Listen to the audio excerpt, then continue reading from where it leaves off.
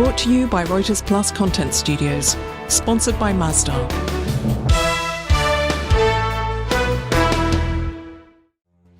Hello and welcome to Future Energy Talks with me, Andrew Wilson. Artificial intelligence sits right at the top of today's corporate agenda, and with good reason.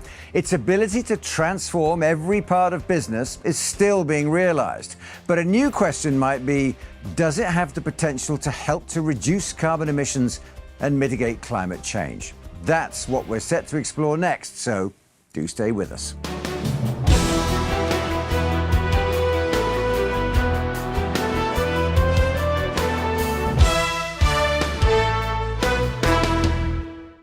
So far, much of the world's response to the decarbonisation challenge has been to focus on the hardware, building low-carbon infrastructures to replace decades-old carbon-intensive systems.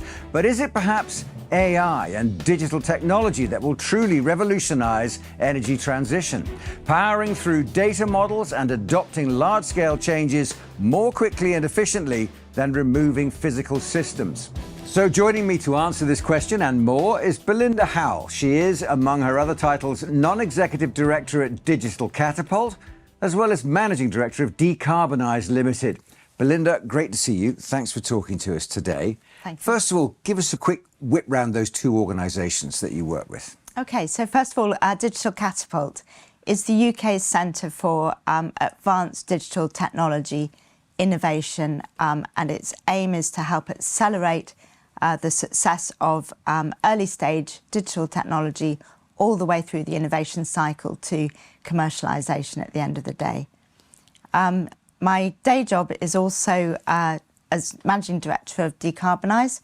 It's a sustainability strategy consultancy, and we work with large companies, helping them to define what that journey looks like for sustainability and moving towards net zero and a circular economy, and identify the clean tech companies that can help work with them to provide the solutions to do that. I imagine this is a space that's particularly busy at the moment. Is it one that's filled with positive energy or one that's filled with resignation and gloom? Oh, I think full of positive energy, because we know about the science, we know where the technologies are, we have the technologies at our fingertips, we just need to put it all together and make it happen and deliver. So AI is poised to really start playing a significant role in our ambitions to reduce carbon emissions. It plays a really significant role. It's a contributory role. It's an enabling factor, if you like, right across all other sectors to help them achieve their net zero targets. Energy sector particularly is already trying to cut down the amount of energy it uses, and there's a lot of data analysis involved in that. One hopes that other sectors will make the same sort of moves, and AI makes that a simpler or a more effective process, does it? It can do. So with, for example, the building sector, construction is responsible for 25% of global greenhouse gas emissions, once you include the steel and the cement, etc. So where AI can help is to help with energy efficiency, for example, with smart meters and sensors installed. You also need to insulate those buildings to help them reduce their energy use. And then other digital technologies, AI algorithms will calculate the data that comes from the sensors and feed those into energy management systems, or can feed into other technologies on a production line, for example, to help them perform with greater energy efficiency and therefore lower cost. So is it a simple upscale of what a lot of people are trying to do in their homes with the smart meters and the allocation of renewable energy and using batteries sometimes? It's a little bit more than that. That's certainly where you would want to start. But as we go forward, most people in their homes have gas, not really so much oil these days, but certainly gas central heating, for example. So that takes up to 30% of the UK's greenhouse gas emissions is actually heating buildings, not just homes, but all buildings. That's a big chunk that we need to deal with.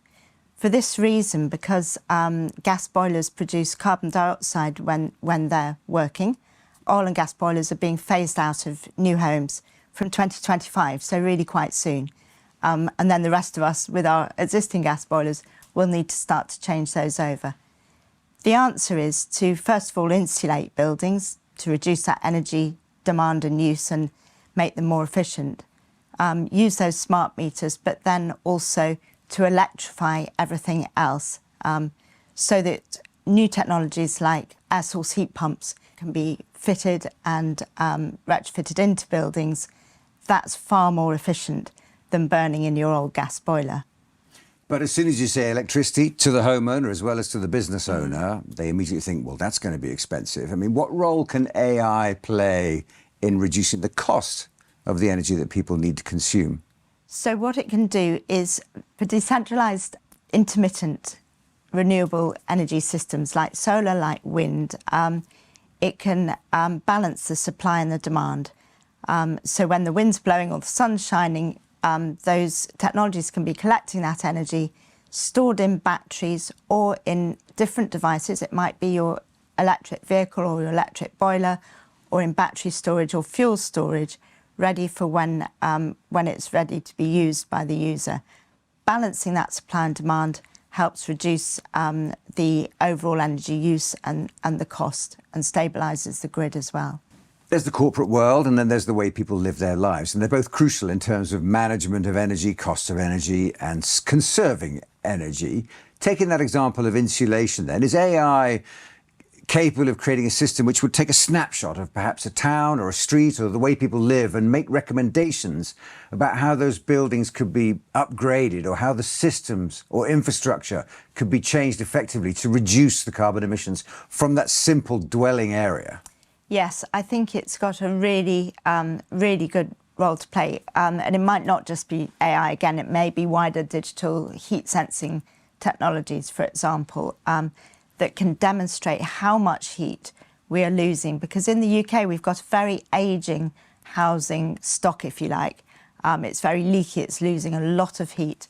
And really the first thing you want to do is to insulate it. But to make the case for how much energy we're losing, how much that's costing us, and how much heat that's losing. I think digital technologies can provide the sensing that demonstrate that, and that can go to government, for example, who has in the past set really good targets for zero emission houses, zero carbon buildings, things like that. But those seem to have slightly withered on the vine, and I think with the strength of that sort of evidence that AI and digital can bring, that can deliver the reasons for actually setting really strong policies and targets in this area. So I suppose for a company, it might divide itself into two priorities. One will be your own infrastructure, get advice or look again at how to streamline how that works. Yeah. And the other will be the infrastructures that aren't yours but surround what it is you do, whatever it is you do. Yeah. And that must be more a process of negotiation or partnership or cooperation with outside organisations.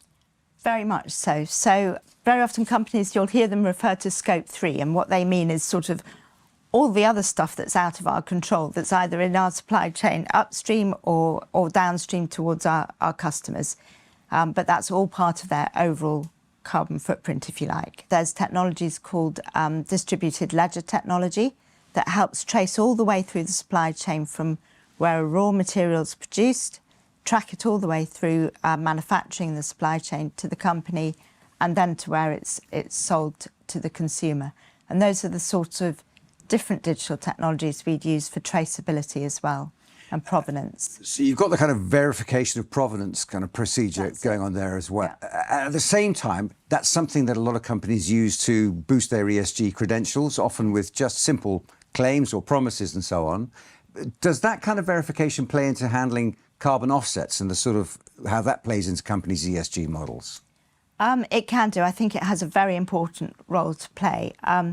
As you imply, carbon offsets, carbon credits, particularly in voluntary carbon markets, have been somewhat discredited by frankly, some fairly sharp practices going on. So I think if we're using digital technology, if we're using things like GIS, distributed ledger technologies, a more common name that you might hear for that, which isn't the generic name, is blockchain. So that's an example of a distributed ledger technology.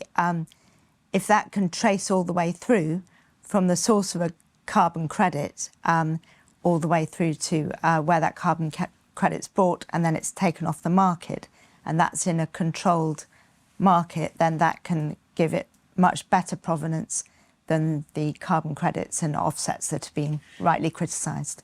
A lot of people feel sometimes they look at the private sector and think, well, they're making advances here, but legislation is lagging behind, or the government is promising this and the private sector is doing that. I mean, do you think there's a need for, in the decarbonisation programme worldwide, more coordination between private sector and government? Absolutely. I think it's completely essential that there's more collaboration and cooperation between governments and industry. Let me give you some evidence of how that can work. In the early 1980s, scientists discovered the hole in the ozone layer, in the stratospheric ozone layer, published in Nature, the scientific journal, in 1985. It was British Antarctic Survey scientists.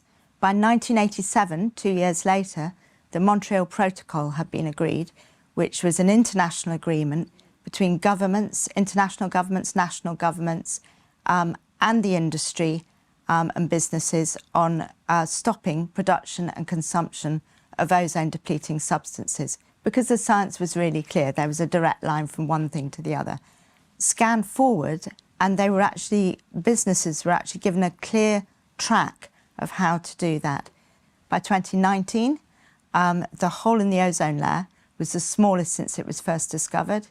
So I think there's a lot that we can learn from there about governments taking the lead from scientists, and scientists publishing their data, being really clear about what the evidence is, governments taking the lead and following with international agreements, so there's no slippage, there's no undermining of that between different countries or different industries, and then industry having a clear pathway to follow, collaborating with the governments and delivering on those reductions. That's the challenge, really, in a way, isn't it? Because Montreal Protocol had two advantages. One, it got results that could be measured quite quickly, relatively speaking, and also there was a very clear way forward that could be actioned with fairly straightforward legislation without too much pain on anyone's part. The decarbonisation programme is a more complicated challenge, but are we getting to the point where we can sell a scientific clarity that can be legislated by government without poisoning its position with the general public? I think we absolutely can. We have the science now that shows us where we are. At Paris in 2015, we signed up to 1.5 degrees, limiting global warming to 1.5 degrees. By the way, we're not doing too well on that. We're already on 1.1 degree. And we are measuring the carbon emissions, and we know where they are in terms of the atmosphere, and we know the trajectories. We are seeing the climate change come through as a result, and how that's matching with the science as well. In fact, if anything, it's been rather conservative, because we are seeing things like global sea temperatures this week alone peaking at a time where global sea temperatures shouldn't be peaking. So the science is clear. We know what we need to do about it, and we know that we need to stop burning fossil fuels first and foremost, but a whole range of other things that need to happen around that. That's the importance of this COP28, that these series of talks are preparing for, because it enables governments to have those conversations with industry and follow the science and put in place really ambitious targets and action programmes. And when it comes to those government's questions about AI, bringing it back to the technology question again, it's feasible and indeed enjoyable almost to explain the possibilities of AI in terms of all this energy management programs that are coming up for people to deal with. When the question comes along, so do we let go of the reins and let AI handle all of this? Or what is the human element in all this going forward? Where's the second check? How will that balance evolve, do you think? That's a really interesting question. I think we all know that AI and other digital technologies have huge opportunities and huge advantages to bring to us. They have their downsides as well. So on the human side of things, I think we're probably not there yet, are we, in terms of understanding really the equality and the ethical frameworks that we need to put around AI and other digital technologies, almost to provide us with some guardrails to make sure that those don't have unintended consequences. So I think it's really important that that the digital industry and that governments, again, put heads together and develop regulations, standards, guidelines, whatever they are, that are forward-thinking but also precautionary in nature. Does artificial intelligence, or even a more sophisticated analysis of data, does that make the scientific case more persuadable and therefore give it more influence in terms of government and political negotiations about how to move society forward or how to make changes in legislation? I think what it can do is give us the real evidence of what's happening in practice and, if you like, tell truth to power about that, so that we have the evidence to deliver where heat is being wasted or where there's deforestation going on, etc., that can be delivered to governments. Governments then know where to set policies, where to set targets, and businesses to ensure that those things don't happen and to help decarbonisation.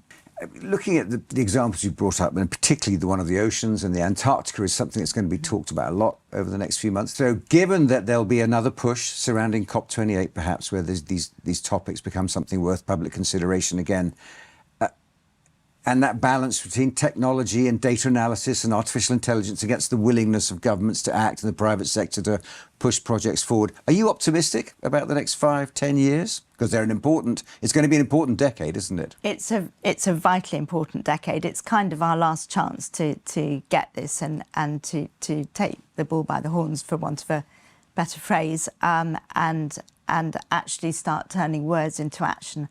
I think that's the point at which we are. We know we've got the technologies, the digital technologies, the renewable technologies, new clean technology for heavy industry coming through.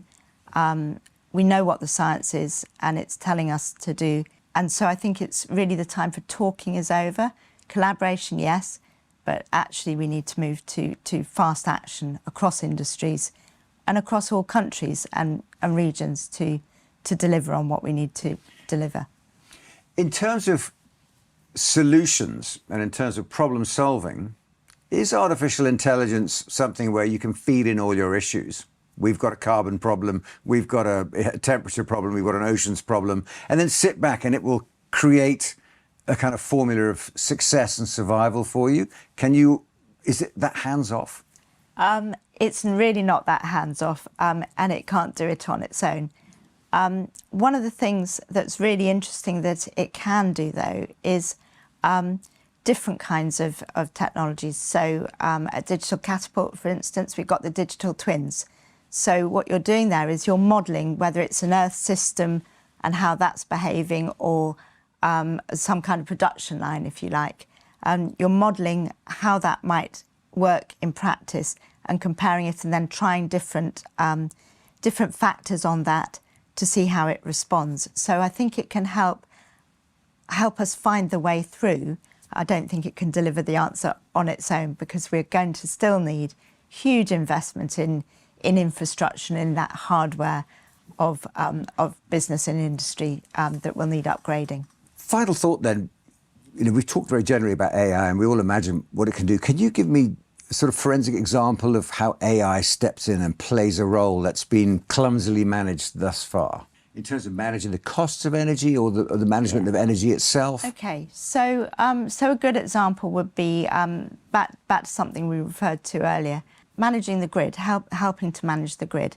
So this whole electrification that's going to happen is going to demand a doubling in electricity use, but also in its transmission across networks, right? So that's going to require an upscale, a dramatic upscale in our electricity distribution nets, transmission distribution networks, where AI, and as I say, other digital technologies, it might be some machine learning, it might be some 5G, can come in, is about connecting those decentralised, intermittent sources of renewable energy with the energy users, and helping to stabilise the grid so that it can cope with this massive expansion, and actually bring the renewable energies in from when it's offshore wind, it's coming from some distance away into the major energy centres, and make that all work. And I don't think that could happen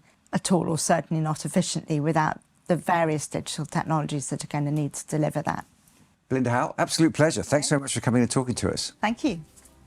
Belinda Howell there. Revolutionary stuff on how AI will help transform our energy systems. If you'd like to understand some of the other pioneering solutions to climate change, then it's worth listening to our other podcasts in this series. I'm Andrew Wilson, and this is Future Energy Talks, streaming now.